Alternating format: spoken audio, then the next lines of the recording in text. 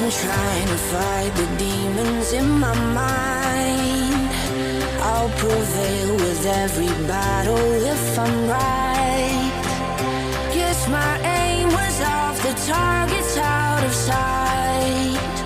Would I be better if I left it all behind? 'Cause we could